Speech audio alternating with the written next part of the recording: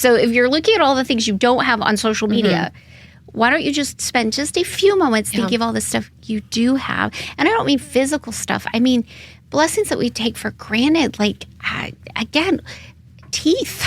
Teeth are a wonderful thing. Dental care and having running water and power. Those are things that we take for granted in the United States. Don't even make the list. Don't even make 99% the list. And of the time. There are so many families that come to us in Springfield, Missouri, who don't have running water. Yeah. We forget that that's even a reality. So taking time to do an inventory of that, huge. Obviously, we're a faith-based organization, so prayer. That is huge. Thanking God for all of the blessings that you have. And again, if that's not your thing, being conscious of the things that you do have, that is going to improve your mental state and your well-being. Hey everyone, thanks so much for joining us for this episode of At Home with Emily, a podcast about creating a life you love. And obviously we are gearing up for the holiday season. If you were like my mom, you've already had the frozen turkey for a while. Like, you are not going to be left without your Thanksgiving ingredients. And so I thought it was the perfect time to talk about gratitude. And there is tons of research out there to come through about gratitude and all the benefits that it has for us in life and how that you practice it. So then my next question was, who am I going to bring in on this one? And Miss Jamie came to mind. And so Jamie Trussell is here with us from the Council of Churches, which is an umbrella organization for so many groups in our community that do so much good. And the reason that I thought of you, Jamie, is because gratitude is kind of hard to come by in our current culture. But for me, an antidote for that, always when I was working as a news reporter, was seeing what else is going on right in my own community and the struggles that people are facing and those who are without many of the blessings and benefits that I may have. And that is an antidote right off the top, isn't it? Absolutely. That you see every day in the space that you work in? Definitely. I will tell you, one of the formative experiences I had was to travel to the developing world. I was in Ethiopia, and I was visiting families, single moms, in living circumstances that we have difficulty imagining here in the United States. And what impressed me the most was the joy and hopefulness for the ladies who had a roof over their heads, who might have a bowl, who might have 3 chickens that could provide all the food and income their family needed. It was gratitude for circumstances that we would consider very, very rough. They were grateful. And when I came home and I saw all the things in my son's room, he has video games that cost $50 each. Oh, yeah. I thought, oh my goodness, we are so blessed. And I knew that before, but it had never really sunk in until that trip that changed everything. And so when was that? It was probably, the first trip to Ethiopia was probably 2012. And then I went several times when I worked with Convoy of Hope, got to travel all around the world and see, again, poverty like we just can't imagine here in the United States. Growing up in a faith community, we were always taught to count our blessings. But until you see people counting their blessings that you wouldn't even consider blessings. The number of eggs they got that morning.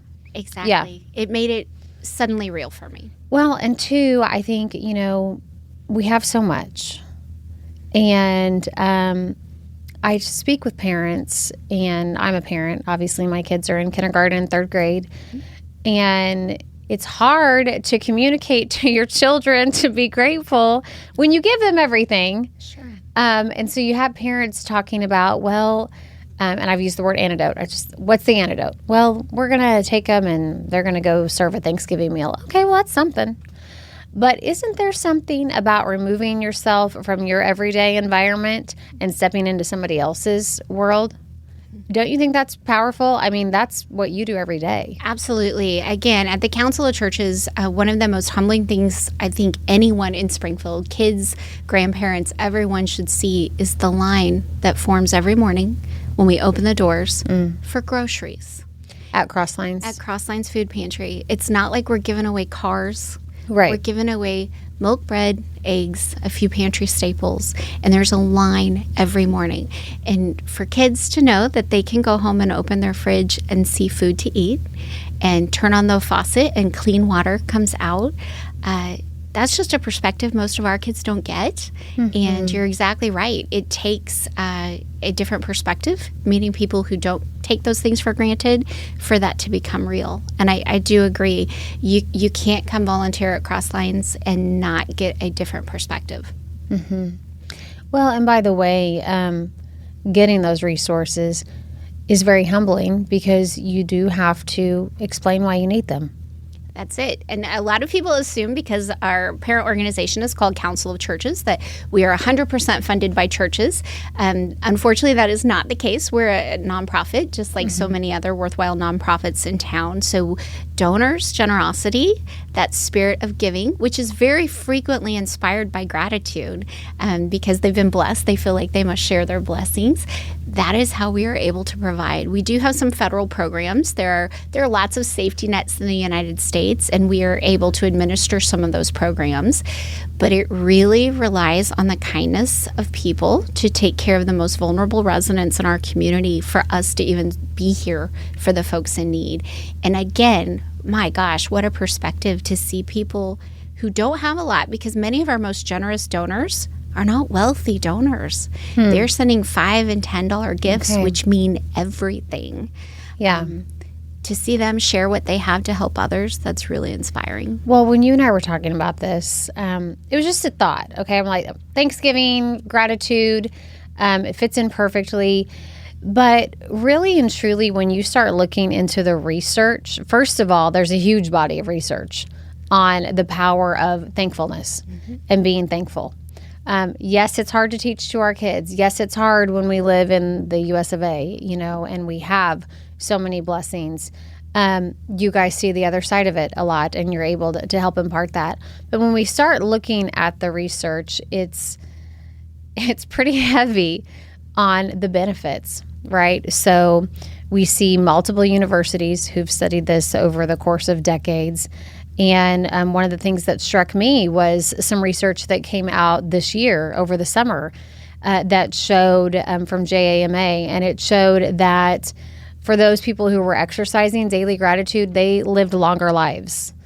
You had a 9% return in how much longer that your life was going to be, and they directly associated with that because they were looking at all kinds of factors. Two, we know that the mental health crisis is a real thing here where we live. And again, it's not, okay, I'm going to practice gratitude and I'm going to overcome that. Right. However, it does shift your mindset. Absolutely. And mindset is a huge thing, and it shifts how you think about things, right? And so what were some of the things that you would recommend for people to do to practice gratitude? Oh, I'm so glad you said that. And I want to jump back to what you said. So anecdotally, we see it. We see people who come in with different mindsets in our waiting room. You can, from talking to them with 3 sentences, you can identify kind of the perspective you're coming from. And there are a lot of folks who, and it has nothing to do with socioeconomic status. It is mindset. Yeah. There are very wealthy people who are in a poverty of being. Miserable. Because they are not grateful for what they have. And there are people who have nothing who are so grateful that their car started this morning and got them there. Or that we had someone who could pop a lock when they locked their keys in the parking lot. It is a mindset, and it is definitely correlated to your quality of life, as well as you said, there are multiple studies that show not just quality of life, but your general health, lack of disease, lower incidences of cardiovascular health. It is scientifically proven. Your mindset matters. And gratitude is one of the simplest things you can do to help train yourself to be healthier mentally, physically. But you have to practice it, right? I just think about, like, especially if you've gone through a hard time or you've gone through a tough season, or just for whatever the case is, you are in a different mindset, okay? So how do we start that shift? We already hit on the fact of there are people who need your help. Number one, great place to start. But what are some of the other things that people can do just like on a daily basis? I'm so glad you asked. One of the most thoughtful gifts anyone's ever given me is a gratitude journal. Interesting. And it was when I became a CEO, and they were a CEO, and they knew the days could be really hard. And they said in the morning. Thankless at times? Yes, sometimes, indeed. But it really challenged me every morning, first thing, to think of something that I was grateful for, something I was looking forward to. And at the end of each day to say, what was the best thing that happened today? So really training yourself to be mindful of the 30 seconds in the morning, 30 seconds at night. Exactly. Such a great bookend to your day. What am I looking forward to? What am I grateful for? What was I grateful for today? Listen, it beats scrolling on Absolutely, Instagram. right? Comparison is the thief of joy. So if you're looking at all the things you don't have on social media, why don't you just spend just a few moments thinking of all the stuff you do have? And I don't mean physical stuff. I mean blessings that we take for granted. Like, again, teeth. Teeth are a wonderful thing. Dental care and having running water and power. Those are things that we take for granted in the United States. Don't even make the list. Don't even make 99% the list. And of the time. There are so many families that come to us in Springfield, Missouri, who don't have running water. Yeah. We forget that that's even a reality. So taking time to do an inventory of that, huge. Obviously, we're a faith-based organization, so prayer, that is huge. Thanking God for all the blessings that you have. And again, if that's not your thing, being conscious of the things that you do have, that is going to improve your mental state and your well-being. Again, research shows it time and time again. But making it a habit. It needs to be a habit. Where you're doing it every single day. Exactly. It will change. Within 10 weeks, it has been shown to change your mindset. It is a habit just like working out. If you focus on the positive, you are going to see benefits in your life in many ways that we can't even quantify. And again, we see the folks that struggle the most, the ones who are trapped in a victim mindset. I don't have, they did this to me, I'll never have, it's unfair. Versus the folks who thrive, who are, but thank goodness I have my health, but thank goodness I have my family. We have a lot of guests who say, thank goodness for my puppy dog, this puppy dog who loves me unconditionally. They are so grateful for that kind of unconditional love. It's just a totally different perspective. Well, on that mindset point that you're bringing up, and practicing it, and can you get that gratitude journal going? Let's talk about, okay, here's where I am today. Here's where I am in this state of mind. What about things from the past? Things that have happened? Trying to, how do you do that? How do you overcome, things, and you're like, okay, I'm going to change the way that I think about that. Right. Is that part of it? I'm going to go back to scripture. It says, take captive every thought, right? So every time those intrusive thoughts, because I have a tendency to wake up at 3 a.m. and beat myself up for something I did in second grade. Why did I do that? Yes. Why did this second happen? Grade, dumbest thing I ever did, right? Take captive that thought. Turn it on its head. Thank goodness I learned from that, so I won't do this ever again, right? I probably will, but yeah. I will, exactly. I will make a million mistakes, but how you frame your past. How you frame it. And there are so many things to be grateful for. Every lesson, even the painful lessons, are lessons you can learn from. And so to try to reframe that in a way that makes you a better, stronger person. Are you better today than you were then when you did whatever that was? If the answer is yes, then be grateful for that because it was a lesson that wasn't lost. If it's no, then at least you've identified it and you can work on it. And something else that we were talking about that the research shows, okay, so it's how are we framing what has happened before? And then in your present, too, just talking about how are we looking at what comes our way, okay? So are you grateful when that opportunity landed in your lap? Are you grateful when you got that parking spot by the front door? I mean, does it start with the little things? 100%. I sometimes get teased, and my husband, I remember we were driving somewhere and we made a green light and we were late, and my husband said, thank you, Lord, for that green light. And my brother-in-law thought that was the craziest thing. He's like, do you honestly think the creator of the universe cares that you were running late for this? And my husband said, you know what? I'm grateful for whatever. And I think of all those folks at 9/11, terrible tragedy, but all the folks that were alive because they stopped and bought Band-Aids on their way to work, or they had some minor inconvenience. You hear those stories that made them not be there. So it's a mindset. You can say, dang, I got a flat tire. Or you can say, what did this flat tire keep me from being involved in? What could have happened if I had made that light. There are so many what ifs. If you choose to look at it as this is going to be good and God is going to use this for good, that's a different shift. It could be the same exact circumstances, but it's how you start to think about and talk to yourself about those circumstances that make all the difference. So every tiny thing that happens, be grateful. We woke up this morning. We're healthy this morning. Our cars started this morning. There are a million things to be grateful for. Just a totally different way to start. But I think too, Jamie, and you see this in your work all the time, but I think when you start taking a pause and a beat to think about things in your life in the glass half full way, which is easier said than done, Sure. I think that you do start to notice things around you. Mm-hmm. Maybe this lady's not in my way because she's being rude. Maybe I'm supposed to have an encounter with this lady. Exactly. You know, all of a sudden, goggles, you know, they talk about other kinds of goggles that change your thinking. But when I put on my God goggles, I see God in the little things. Like, okay, why is this person walking so slow? Maybe I need a minute to just pause and be present. You're exactly right. Maybe that's for a purpose. you start seeing the needs of others. You absolutely do. And so we've got the past, the present, and then for future too. I think it can be easy. There's so much negativity in our world right now, you know, coming off of this election, and just how quickly things are happening around the world. I think it can be easy to get down about the future.